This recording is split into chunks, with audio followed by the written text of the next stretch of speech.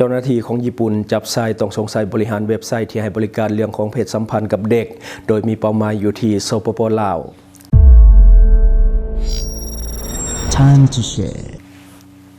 สวัสดีท่านผู้ชมกลับมาพบกับรายการทำทูแชร์สำหรับหัวข้อข่าวที่เราอยากจะนำเสนอในวันนี้ก็คือเกี่ยวข้องกับเรื่องของการค้าประเวณีในเด็กอยู่ในสปป.ลาวแต่ว่าเรื่องมันเกิดขึ้นอยู่ประเทศญี่ปุ่นก็คือเจ้าหน้าที่ของญี่ปุ่นได้จับกลุ่มชายต้องสงสัยบริหารจัดการเรื่องของบล็อกหรือว่าเว็บไซต์ที่ให้บริการเรื่องของการนำเสนอวิดีโอเรื่องของการค้าประเวณีในเด็กโดยมีเป้าหมายอยู่ที่สปป.ลาวของเราเนื้อในของข่าวได้มาจากแฟนเพจลาวเทียนไทมส์อิงตามสื่อท้องถิ่นของประเทศญี่ปุ่นทางการญี่ปุ่นได้จับกุมชายอายุ 61 ปีในวันที่29 มังกรปี 2026 ที่ผ่านมาในข้อหาเรื่องของการบริหารจัดการบล็อกหรือว่าเว็บไซต์ที่ส่งเสริมการค้าประเวณีในเด็กในสปป.ลาว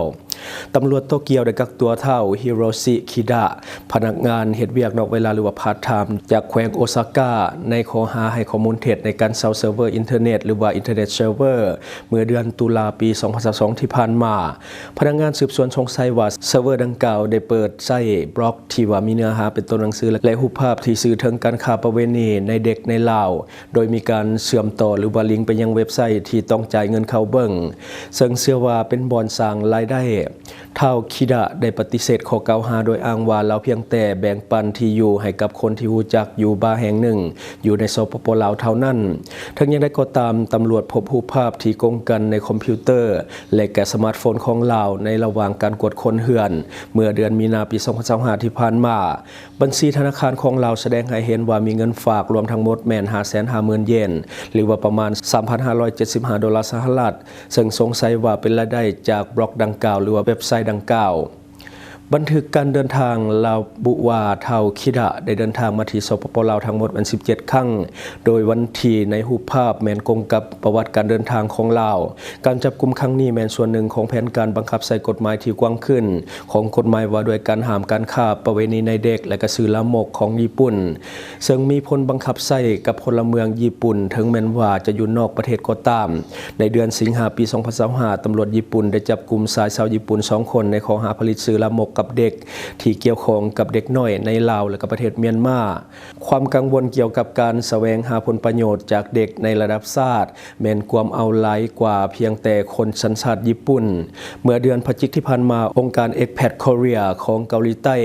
ได้รายงานการติดตาม47ช่องทางที่มีการแบ่งปันเนื้อในเกี่ยวกับการค้าประเวณีโดยมีการกล่าวถึงเด็กหญิงที่ว่ามีอายุเพียงแต่14 ปีในอีเมลที่ส่งถึงลาวเทียนไทมส์สถานทูตเกาหลีใต้ประจำลาวได้ระบุว่าในเดือนสิงหาเจ้าหน้าที่บังคับใส่กฎหมายของสปป.ลาวได้ดำเนินการปราบปรามอย่างหนักหน่วงตามร้านอาหารและสถานบันเทิงในนครหลวงเวียงจันทน์พร้อมทั้งแนะนำให้คนสัญชาติเกาหลีปฏิบัติตามระเบียบกฎหมายท้องถิ่นถึงว่าจะมีบทลงโทษที่รุนแรงภายใต้กฎหมายลาวซึ่งมีโทษจำคุกสูงสุดถึง15 ปีสำหรับอาชญากรรมที่เกี่ยวข้องกับเด็กน้อยแต่การดำเนินคดียังคงเป็นสิ่งท้าทายเนื่องจากข้อจำกัดด้านขอบเขตอำนาจศาลและการอาศัยความร่วมมือจากท้องถิ่นอันนี้คือในของข่าวที่ว่าเกิดขึ้นอยู่ประเทศญี่ปุ่นแต่ว่าเกี่ยวข้องกับสปป.ลาวของเฮาก็คือมีการลักลอบค้าประเวณีก็คือคนญี่ปุ่นมาซื้อการค้าขายบริการอยู่ในประเทศลาวของเฮาแล้วเขาก็ถ่ายวิดีโอไปลงในบล็อกหรือว่าไปลงในเว็บไซต์เพื่อที่จะขายเพราะว่าผู้ที่จะเข้ามาเบิ่งต้องสมัครเข้ามาแล้วก็เสียเงินก็คือมันมีคนลักษณะแบบนี้หลายในปัจจุบันก็คือนักท่องเที่ยวต่างชาติเข้ามาซื้อบริการในประเทศเฮาหรือว่าประเทศใกล้เคียงของเฮาที่ว่าเป็นเอเชียนี่แหละที่ว่าอยู่ในประเทศเฮาก็มีส่วนหนึ่งก็คือจะมาซื้อบริการแล้วก็จะมีการบันทึกวิดีโอในขณะที่มีเพศสัมพันธ์แล้วก็เอาไปขายคือไปใส่บริการตามสถานที่ที่ว่ามีการลักลอบค้าประเวณีต่างๆตามประเทศต่างๆมีการบันทึกวิดีโอเอาไว้ทุกขั้นตอนในการมีเพศสัมพันธ์ก็คือแบบนางเอกที่ว่าเขาเจ้าถ่ายกันแหละก็คือไปวางตามบล็อกหรือว่าเว็บไซต์ต่างๆที่เขาเอาลงต้องได้สมัครสมาชิกก่อนที่จะเข้าได้ซึ่งว่ามันสร้างรายได้ให้เขาค่อนข้างที่จะไล่ในแต่ละปีคือคอนเทนต์ส่วนใหญ่จะมุ่งไปที่การมีเพศสัมพันธ์กับเด็กน้อยที่เป็นผู้หญิงที่ว่าอายุยังน้อยๆเพื่อดึงดูดแขกเข้ามาชมก็คือมันสามารถดึงดูดแขกได้ดีคันว่าผู้หญิงอายุน้อยๆในช่วงที่ผ่านมาก็เคยมีคนลาวตกเป็นเหยื่อจำนวนหลายที่ว่าปรากฏเห็นตามเว็บไซต์ผู้ใหญ่ต่างๆที่หลายคนก็น่าจะผ่านหูผ่านตาเพราะว่าเขาก็บอกชัดเจนว่าเป็นคนจากประเทศใดส่วนใหญ่ก็จะมีไทยมีลาวมีเมียนมาและก็มีกัมพูชาส่วนใหญ่จะเห็นแบบผ ผู้สาวจากประเทศเรานี่จะได้ก็ตามฝากเตือนถึงสาวๆโดยเฉพาะกลุ่มผู้ที่ว่าลักลอบค้าบริการตามสถานบันเทิงต่างๆก็คืออยากให้ระมัดระวังตัวหลายขึ้นบ่ควรให้แขกบันทึกภาพวิดีโอในขณะที่มีเพศสัมพันธ์เพราะว่าเขาเจ้าจะเอาไปขายต่อนั่นคือเขาจะเอาไปขายตามโซเชียลต่างๆและคนทั่วโลกก็สามารถที่จะเข้าเบิ่งได้รวมทั้งคนลาวเฮาก็จะเห็นคือกันซึ่งเขาจะได้รับผลประโยชน์แต่เพียงฝ่ายเดียวก็คือเขามาซื้อบริการเฮาเทื่อเดียวเขาบันทึกวิดีโอไว้เขาเอาไปขายตามเว็บไซต์ต่างๆเนาะแต่ละบ่อนก็จะสร้างรายได้ให้กับเขาเจ้าค่อนข้างมหาศาลเนาะฉะนั้นต้องระมัดระวังตัวบ่ให้เขาบันทึกภาพหรือว่าวิดีโอในขณะที่มีเพศสัมพันธ์บางทีเขามาจ่ายให้เฮาค่าตัวเฮา200,000 300,000หรือว่าบ่ถึงล้านแบบนี้เนาะแต่ว่าเขาจะเอาบันทึกวิดีโอสุดท้ายเขาจะเอาไปขายได้บักหลายๆเนาะซึ่งว่าอันนี้ต้องได้ระมัดระวังช่วยกัน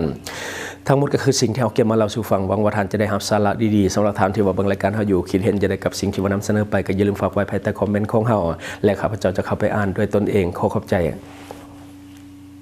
ช่องทางที่คุณสามารถรับชมข่าวสารจาก Time to Share Studio Fanpage Time to Share Laos YouTube Time to Share TikTok Time to Share Laos Facebook สิงห์ดาราสายลินอยู่เมืองลาวใช้แต่เงินกีบลาวและส่งเสริมผลิตภัณฑ์ภายในเพื่อลดผ่อนการนำเข้าสินค้าและแก้ปัญหาเงินตรา Subscribe for more video.